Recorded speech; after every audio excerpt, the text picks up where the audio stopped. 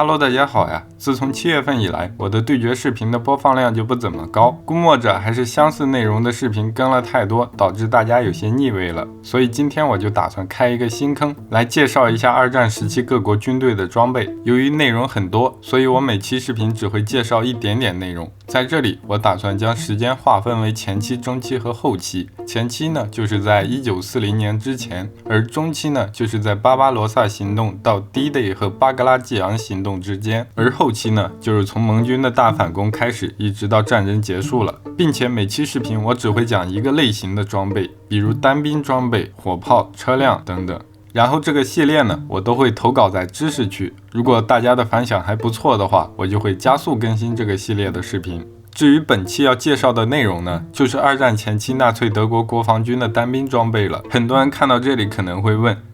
你个老反法西斯人了，怎么第一期视频就先讲他们的装备啊？其实就是因为我反他们，所以本系列的视频才要先拿他们来开刀。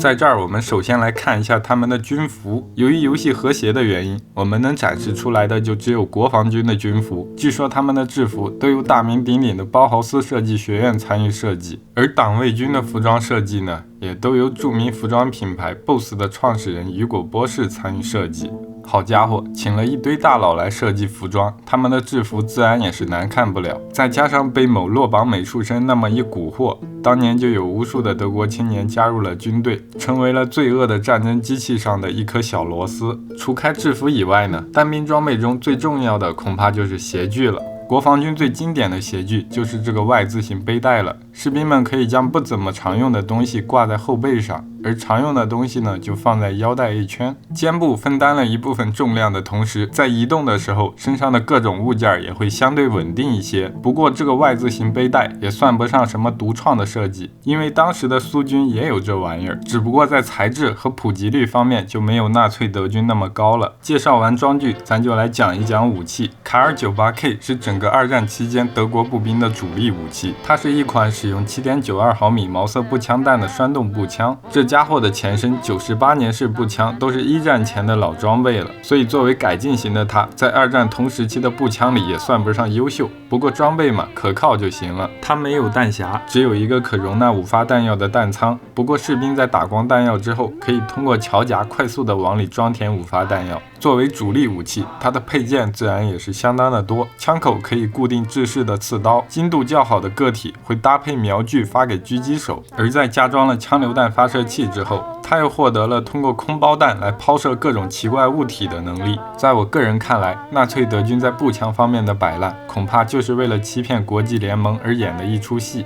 为了发动世界大战，他们偷偷地研制了一些通用性很高的自动武器。其中士兵们最喜欢的恐怕就是使用9毫米帕拉贝鲁姆手枪弹的 MP40 了。它便于操控，在200米内的战斗中火力十足，而且由于可折叠枪托的设计，即使是坦克车组也可以将它携带进空间狭小的战车内，作为一种自卫武器使用。讲完冲锋枪，就该机枪登场了。很多人一提到德军的机枪，就立刻联想到 MG42，不过那个玩意儿要等到42年才出现。在此之前，德军的主力机枪都是 MG34，为了减少后勤的压力，它使用的也是 7.92 毫米的毛瑟步枪弹。至于供弹方式呢，它可以像Lambo 一样来使用一个老长的弹链来泼水。不过在进攻中，士兵们更喜欢用的还是50发容量的弹鼓。作为一款通用机枪，它也被各种型号的战车所使用。不过由于车内的空间狭小，在车内使用的时候，它的枪托自然也是要被去掉的。就像后来的 MG42 一样，在搭配上昂贵的 Lafayette 三脚架之后，这家伙就摇身一变成为了一挺重机枪。